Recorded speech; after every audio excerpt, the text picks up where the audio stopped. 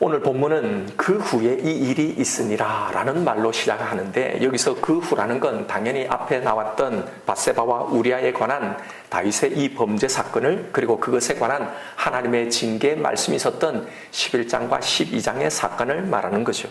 그 일 후에 얼마나 시간이 흘렀는지는 모르지만 사무엘서 저자는 그 일과 오늘 사건을 연결시켜 놓으면서 이 이야기를 시작하고 있는 겁니다. 오늘 본문의 사건은 다윗의 큰아들인 암논의 이 억제할 줄 모르는 정력으로 시작이 되죠.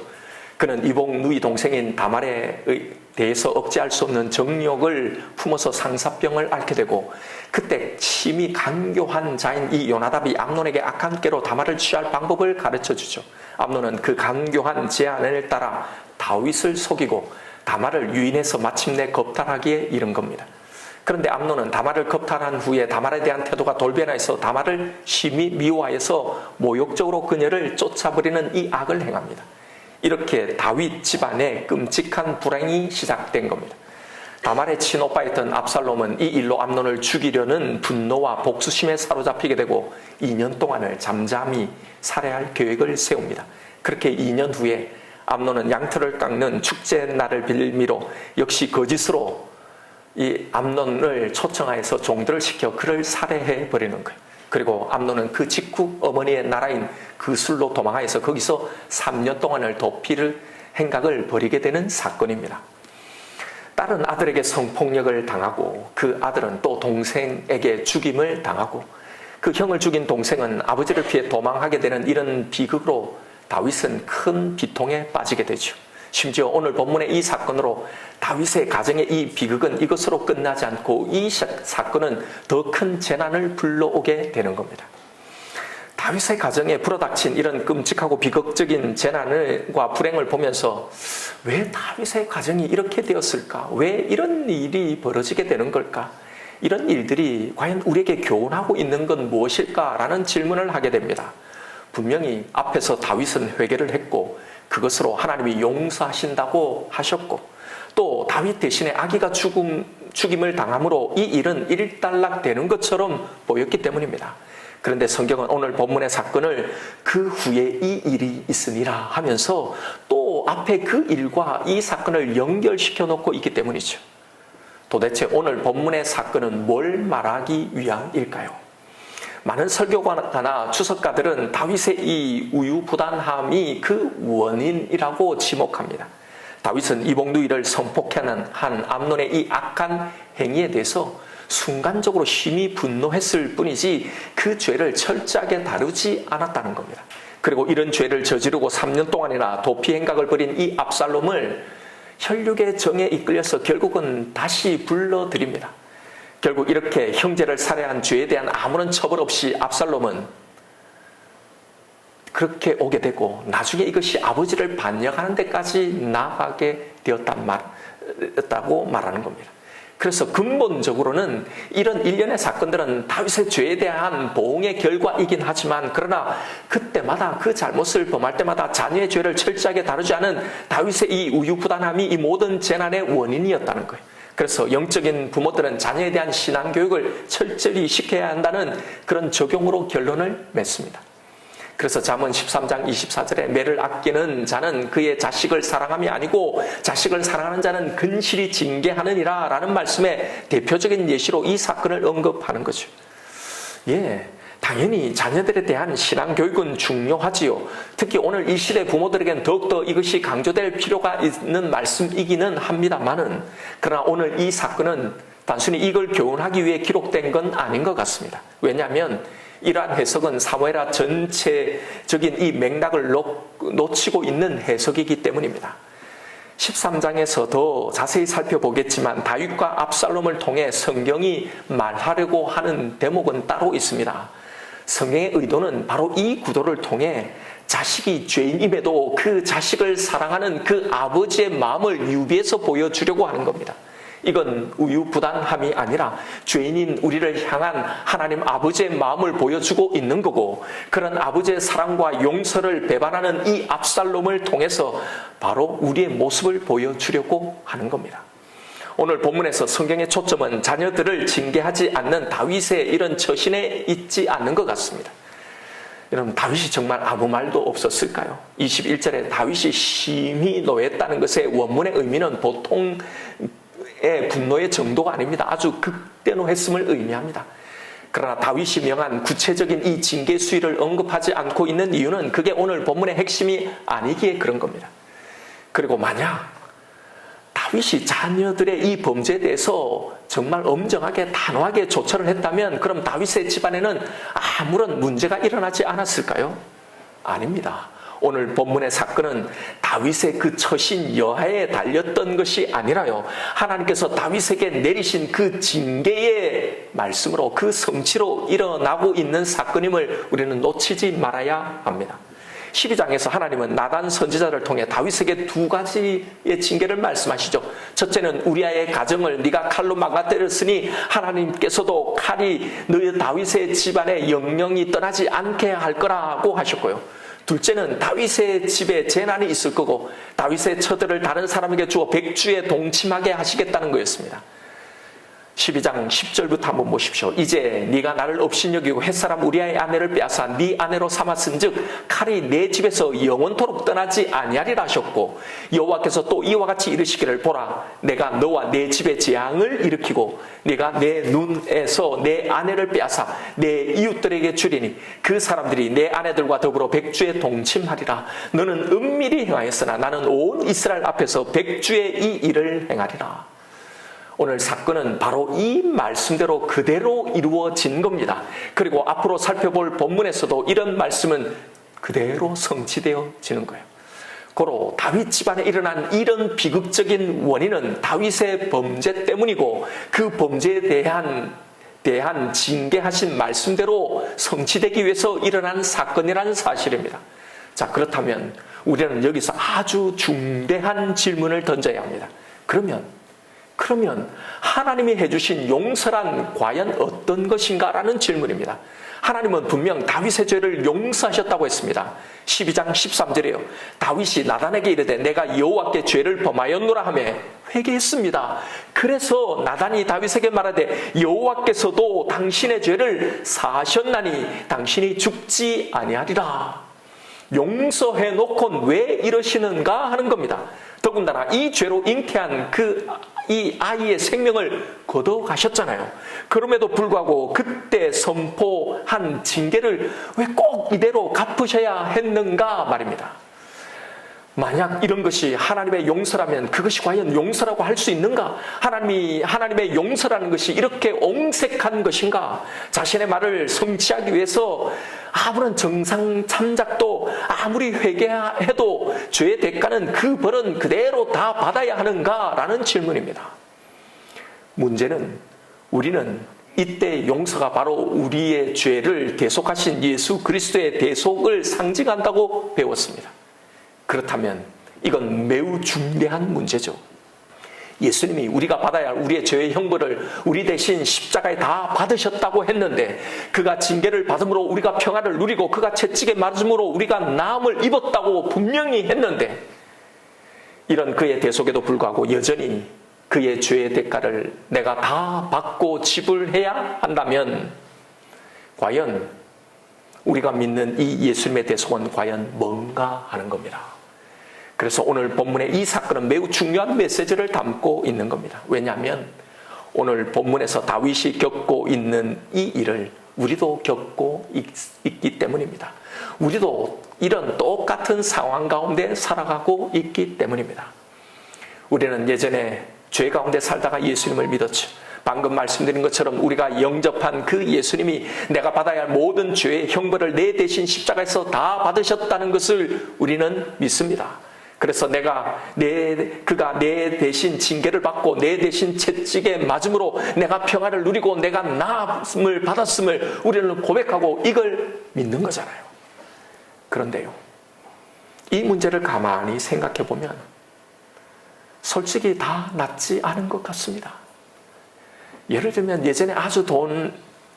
예전에는 소실적에 아주 돈이 많은 사람이 있었습니다. 그런데 그가 허랑방탕하게 살다가 모든 재산을 다 탕진하고 모든 걸 다 잃은 겁니다. 그러다가 주님을 만난 것. 그런데 그런다고 예전처럼 물질이 다 회복되지 않아요. 건강한 만큼은 자신만만하게 사는 사람들이 있습니다.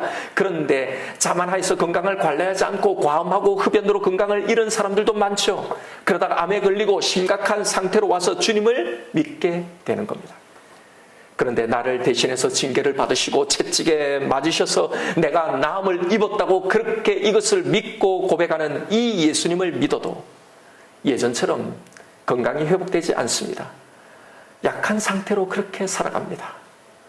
명예도 마찬가지고 예전에 누렸던 모든 사회적인 위치들도 예수를 믿었다고 해서 예전처럼 그대로 다 회복되지 않습니다. 예수를 믿어도 여전히 어렵고 아픕니다. 예전에 누렸던 그 지위와 그 위치로 다시 돌아가지 못합니다. 우리가 아무리 그 예전에 과오에 대해서 눈물 콧물 흘리며 진심 어린 회개를 했다 하더라도 오늘 본문의 다윗처럼 그 과오로 벌어진 그 결과에 대한 영향이 여전히 예수를 믿고 사는 내 삶에 여전히 존재하고 있다는 겁니다. 왜 예수를 믿어도 그렇게 후회하고 내가 회개를 했는데도 분명히 예수님의 대속을 내가 이렇게 정말로 믿는데도 왜 이럴까? 여러분 이런 문제에 대해서 생각해 보신 적이 있나요? 왜 예수를 믿는데도 이런 것인가? 이런 생각을 하지 못한 채 사람들은 이게 내 업보라고 다 내 죄의 대가라고 예수를 믿어도 이건 어쩔 수 없는 것처럼 그렇게 체념하고 그냥 우울하고 불행한 삶을 그런 신앙생활을 살아가고 있는 겁니다. 여러분 우리는 내가 예전에 저질렀던 나의 모든 과오가 만들어내는 그 결과에서 전혀 자유롭지 못합니다. 예수를 믿어도 그것에 대해서 회개를 아무리 오래 했어도 그 영향 아래서 쉽게 벗어나지 못하고 삽니다. 그렇다면 이것도 해결해 주지 못하는 예수님의 그 대속은 그것에 대한 나의 믿음은 과연 무슨 의미인가를 고민해 보아야 합니다. 그리고 나는 이런 상황에서 우리는 어떻게 예수님을 믿고 어떻게 하나님을 믿고 어떤 신앙생활을 해야 하는지를 고민해야 하는 겁니다. 바로 이 문제에 대해서 하나님은 다윗의 삶을 통해서 우리에게 말씀하고 계신 거예요. 이걸 말씀드리기 위해 먼저 예수를 믿어도 우리에게 있는 이런 고난들, 우리는 이걸 어떻게 바라보고 해석하고 있는지를 생각해 볼 필요가 있습니다. 베드로전서 2장 19절에는 예수님을 믿는 우리가 이 땅에서 당하는 고난이 있다는 겁니다. 이걸 두 가지로 소개하고 있습니다. 그게 이렇게 나옵니다. 부당하게 고난을 받아도 하나님을 생각함으로 슬픔을 참으면 이는 아름다우나 죄가 있어 매를 맞고 참으면 무슨 칭찬이 있으리요. 그러나 선을 행함으로 고난을 받고 참으면 이는 하나님 앞에 아름다우니라. 부당하게 받는 고난, 즉 선을 행함으로 받는 고난, 즉 믿음 때문에 받는 고난이 있고 두 번째는 자신의 죄 때문에 당하는 고난이 있다는 겁니다. 그런데 우리의 문제는 이 구분을 잘 못한다는 겁니다. 나의 잘못으로 당하는 고난을 부당하게 받는 고난으로 착각하는 경우가 사실은 대부분입니다. 성경에서 예를 들어본다면 북이스라엘의 가장 악했던 왕 아합이 대표적인 케이스죠. 그는 자신의 잘못을 전혀 모릅니다. 하나님의 징계를 선언한 엘리야의 선포로 3년 반 동안 온 나라가 가뭄으로 고생하고 있는데 이런 고통이 어디서부터 시작되었는지, 왜 자신이 이런 고난을 당하고 있는지를 전혀 모르는 겁니다. 그러면서 이 모든 고난의 원인은 엘리야 저놈이 비가 오지 않을 거라고 말했기 때문에 비가 안 오는 거라고 생각하는 거예요. 엘리야가 왜 이런 징계를 선언했는지 영적인 안목이 전혀 없는 겁니다. 그러니 엘리야만 탓하는 거죠. 이 엘리야만 잡으면 된다고 생각하는 거예요. 여러분, 아합의 삶에 있었던 고난은 자신을 돌아보라고 주신 하나님의 사인이었잖아요. 그러나 영적인 안목이 없으니 이 선한 도구인 이 고난을 전혀 선용하지 못하는 겁니다. 그런데요, 우리도 마찬가지입니다. 영적인 안목이 없으면 불평, 불만만 생기는 겁니다. 다른 사람을 탓하고 환경만을 탓하게 되는 겁니다. 기도하지 않고 결정해서 발생한 이 문제를 부당한 고난이라고 착각하기도 하죠. 하나님이 왜 이런 고난을 주시는지 모르겠다고도 합니다. 자녀들에게 자기의 성격을 통제하지 못해서 그들에게 상처를 주고 신앙교육을 잘못해놓고 나중에는 자식이 내 십자가라고 하기도 하죠. 그렇다고 모든 고난이 이런 류의 고난은 아니죠. 때로는 이해할 수 없는 더 깊이 더 오랜 시간을 들여서 묵상을 해야 할 고통, 그런 고난도 있습니다. 정말 세상에서 부당하게 당하는 고난, 선을 행함으로 받는 고난, 즉 믿음 때문에 받는 고난도 있습니다. 그러나 성실하게 준비하지 못해서 계획한 일을 이루지 못한 것은 부당한 고난이 아닙니다. 믿음의 선택을 하지 못하고 세상적인 방법을 택해서 오는 그런 고난은 잘못된 선택, 내 믿음 없는 선택이 바로 그 이유입니다. 좁은 길이 아닌 넓은 길, 세상적인 눈, 세상적인 가치를 우선시해서 한 잘못된 선택의 대가입니다. 기다리지 못하고 내 마음대로 먼저 움직인 결과의 대가, 믿음으로 인내하지 못한 대가이지 하나님의 뜻이 아니란 말이에요.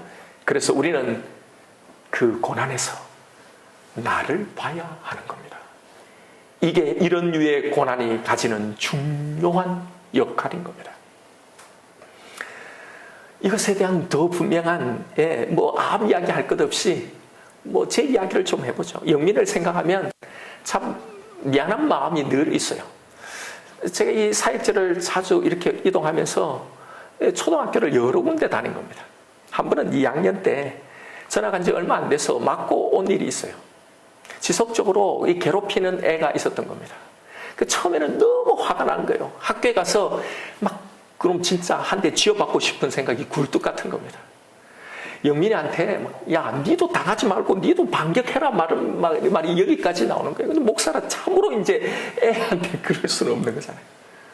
또 한편으로는 그래 맞다, 이것 또한 영민이가 살아가면서 또 겪어야 되는 성장하고 자랄 문제라는 이 생각도 드는 거예요.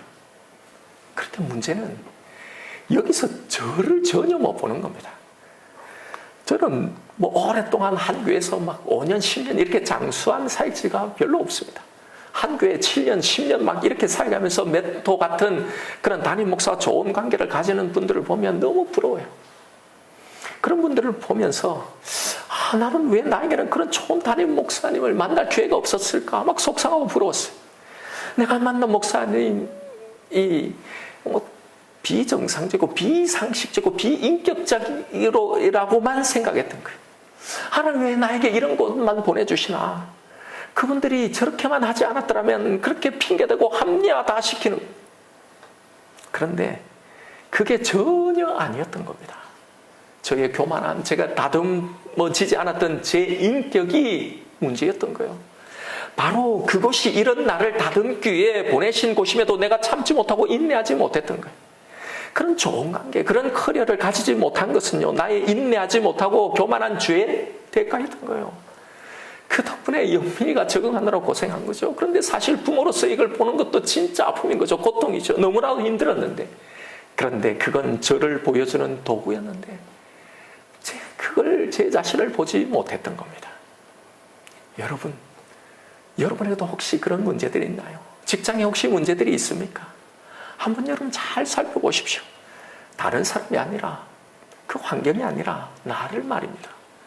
내가 좀 성실하지 않아서, 내가 좀 다른 사람들을 배려해주지 못해서일 수도 있습니다. 단지 내가 크리스찬이기 때문에 당하는 것이 아닐 수 있단 말입니다. 그 고난은 내가 인내하지 못하고 교만하고 다듬지 못한 내 성질머리, 내 이기적인 마음, 그것에 대한 대가였는지 모른단 말이에요. 핑계하거나 헛다리 짚으면 안 됩니다. 다른 사람만 탓하고 있으면 안 됩니다. 자기 성질에 못 이겨서 관계를 그르쳐 놓고 일을 그르쳐 놓고 거기서 하나님의 뜻이 뭔지를 모르겠다고 물으면 안 된단 말입니다.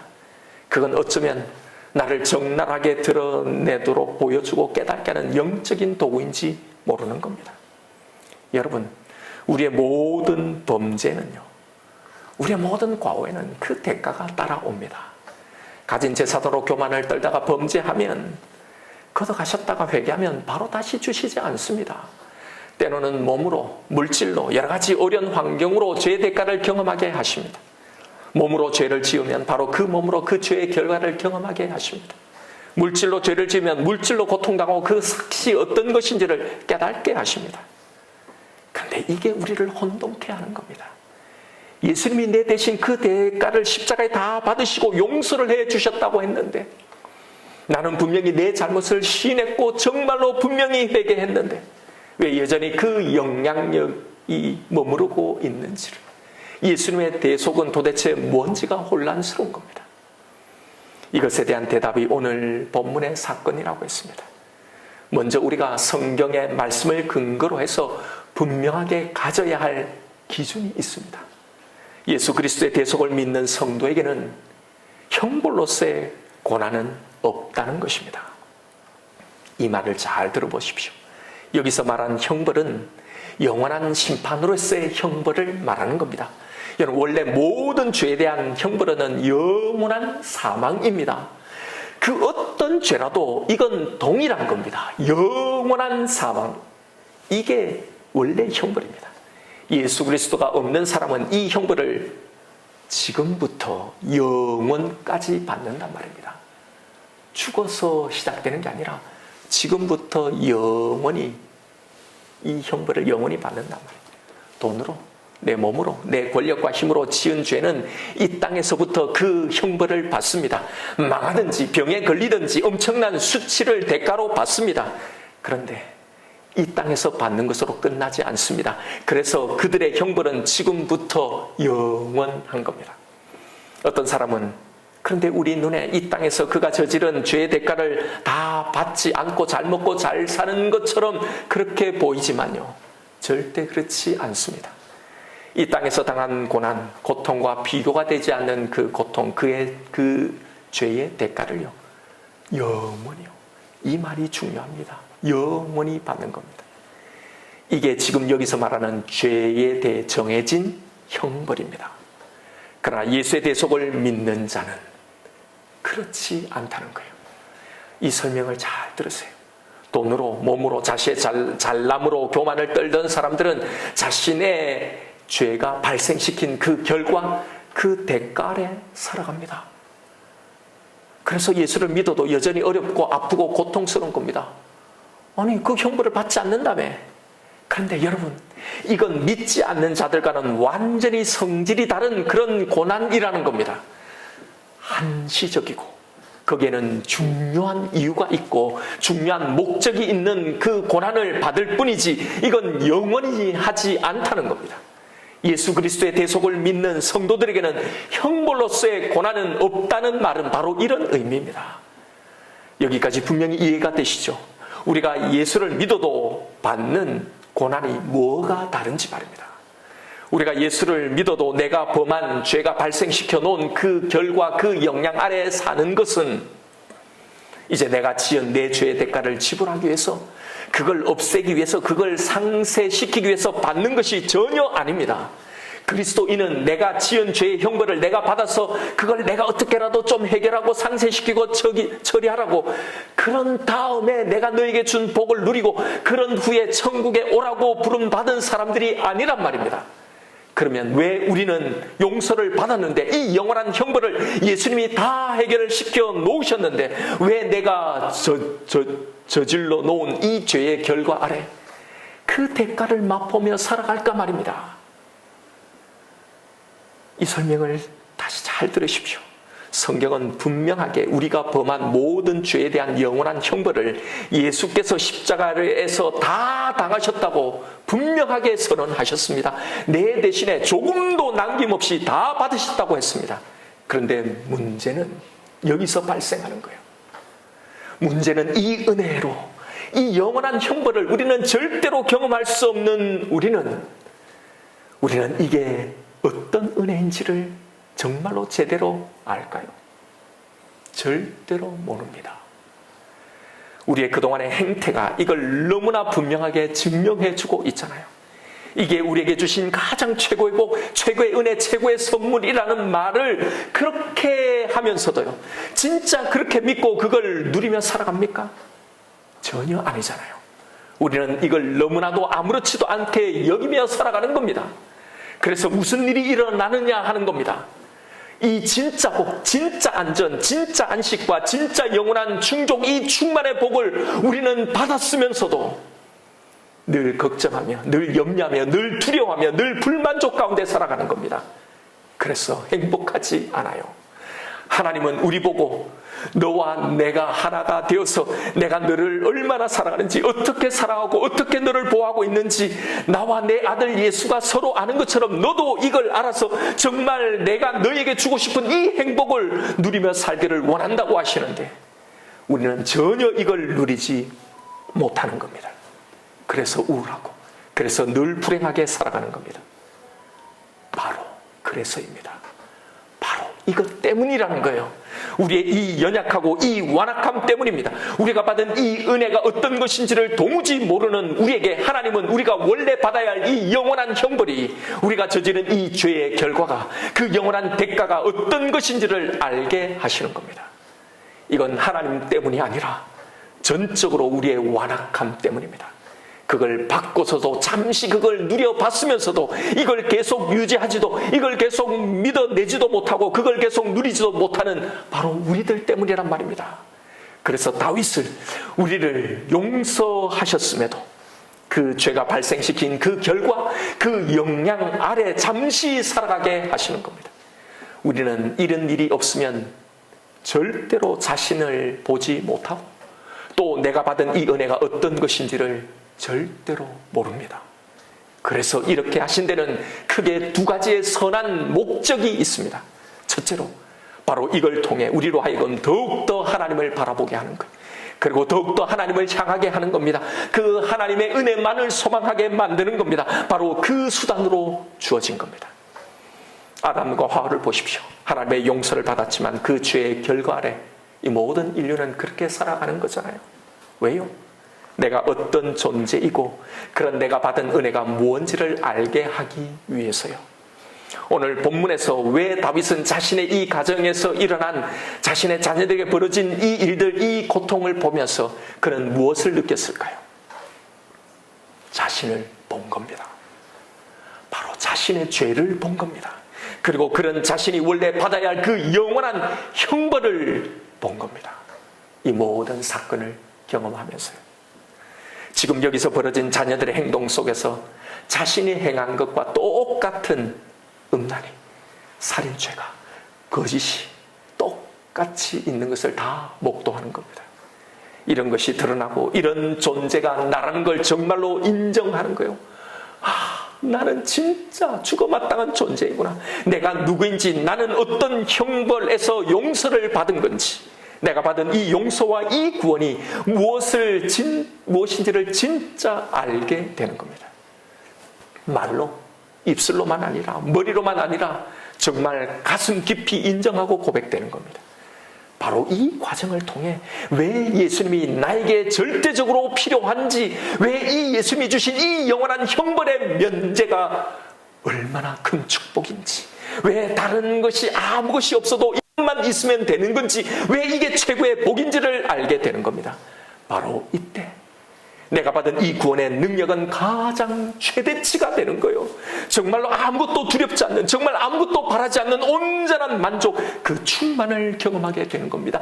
그 능력을 누리게 되는 겁니다. 이럴 때 진짜 그 복을, 그 행복을 누리게 되는 거예요.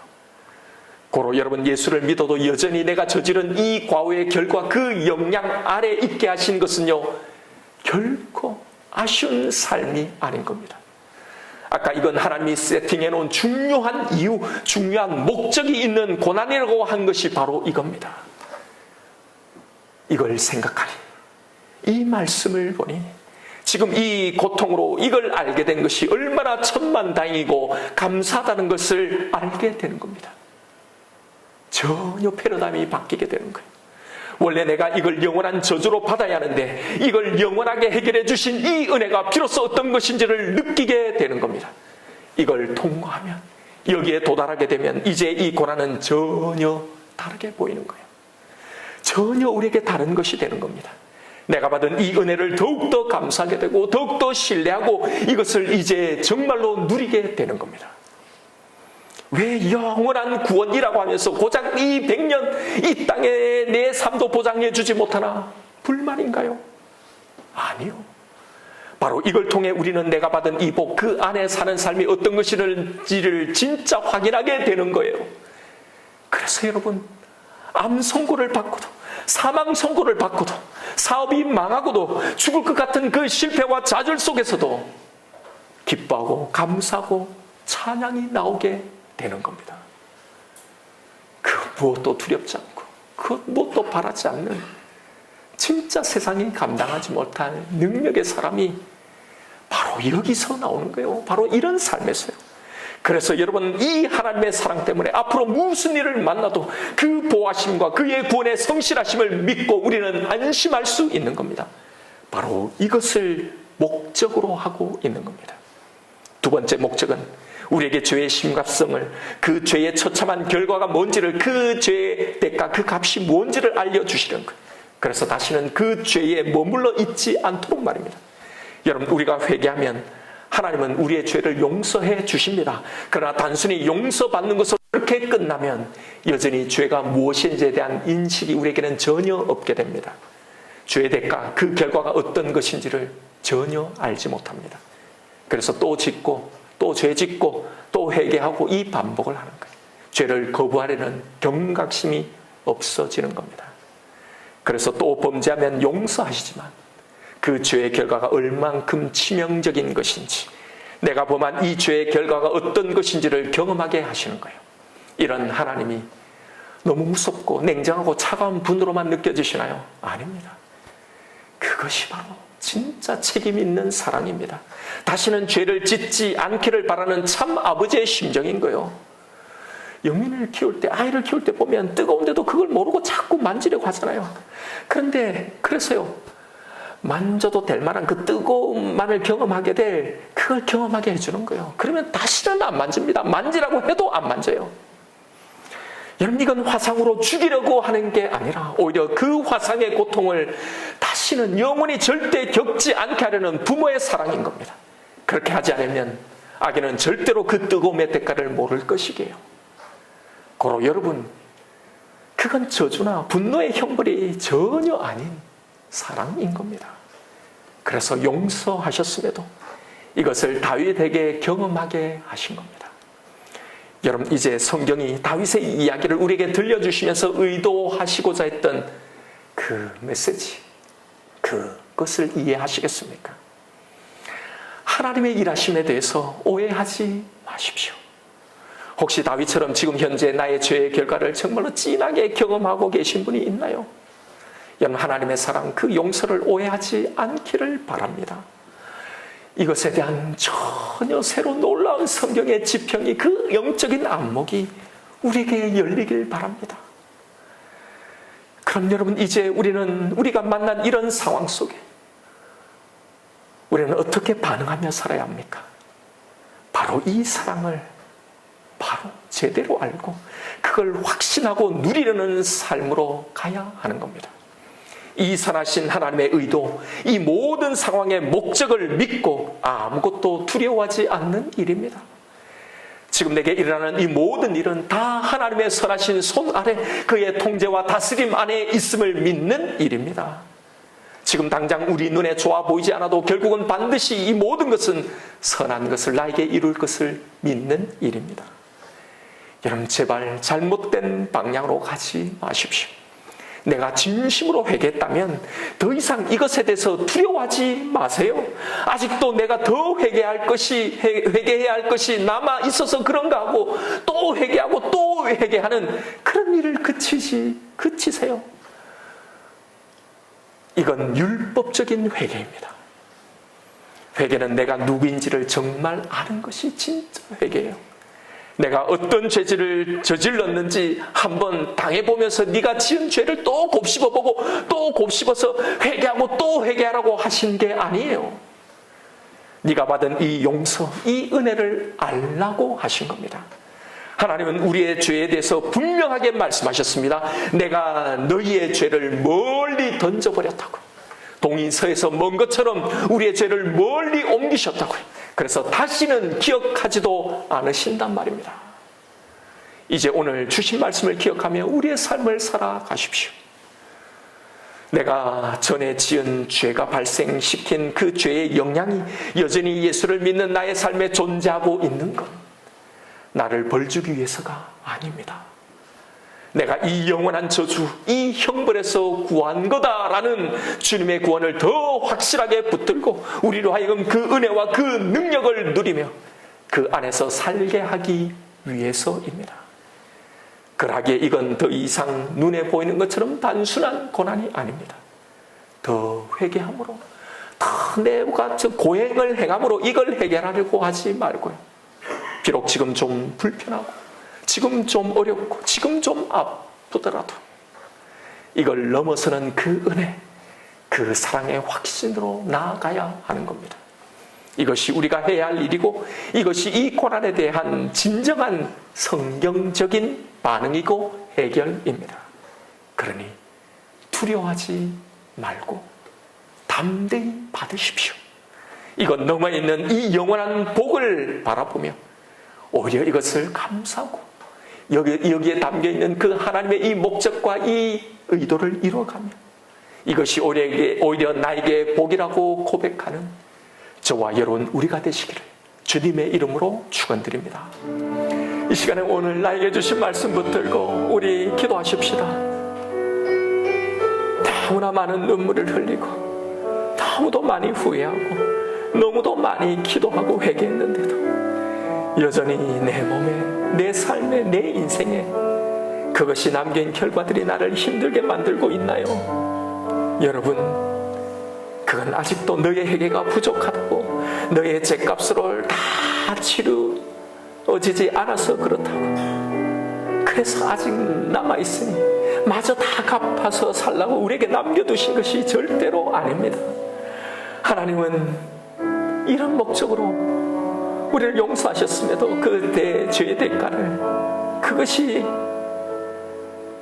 결국 이루게 될 그 형벌이 무엇인지를 겪게 하는 게 아니에요. 하나님은 우리가 지은 죄의 값을 다 갚으라고 하신 적이 없습니다. 여러분, 이걸 넘어서 나아가십시오. 제발 이것을 넘어서십시오. 예수님이 이미 십자가에서 이 모든 것을 다 해결하셨습니다. 우리는 이제 그 죄의 영향력 아래 벗어나지 못하는 것이 아니라 이걸 넘어서 있는 그 하나님의 은혜를 진짜 바라보고 그걸 향해 나아가야 하는 겁니다. 이게 우리에게 남겨진 이 고난의 역할입니다. 여러분, 다시 예수 믿고 살아가는 내 인생, 내 삶을 다시 보십시오. 하나님의 눈으로 바라보십시오. 그러니 여러분, 다시는 율법적인 회개를 반복하지 마세요. 다시는 빚을 다 갚으라고 찾아오시는 그 무서운 하나님으로만 알지 마십시오. 이걸 몰라 아직도 예수를 믿으면서도 이 은혜를 받았으면서도 불안하고 두려움 가운데 있는 우리를 향한 하나님의 이 사랑으로 나아가십시오. 이 고난으로 우리는 죽지 않습니다. 이 고난은 내 죄가 발생시킨 이 결과는 영원하지 않습니다. 오히려 이 고난으로 이것을 깨닫게 하시고 이것이 은혜이고 이게 감사인 줄 아는 자리, 그 자리로 나아가십시다. 그러니 오히려 이 고난을 통해 더 자라나십시다. 이 고난을 사단에게 속아 그 목적과 다르게 전혀 엉뚱하게 사용하지 말고 하나님의 목적대로 선용하십시다. 이 고난을 통해 나에게 무엇이 문제인지를 보십시오. 내가 넘어서야 할 그 문제가 무엇인지를 보고 그걸 넘어서십시오. 그리고 더 자라나는 데 사용하십시오. 그래서 다시는 똑같은 죄와 실수를 반복하지 않으면 되는 겁니다. 이게 다예요. 이게 지금 이 고난의 거룩한 선한 역할인 거예요. 이 시간 기도하십시오. 하나님, 나에게 일어나는 모든 일이 당신의 그 무궁한 사랑의 손길 안에 그것을 이루실 전능의 손 안에 있음을 믿으며 나아가겠습니다. 그래서 오히려 이것이 은혜이고 이것이 감사고 이것이 축복인 줄 아는 자리까지 나의 신앙이 나아가겠습니다. 내 안에 있는 모든 두려움, 모든 우울함을 내가 몰아내겠습니다. 이 시간 나에게 주신 말씀이 있을 것입니다. 우리 이 말씀 붙들고 주님 이름 부르며 기도하며 하나님 앞에 나아가십시다.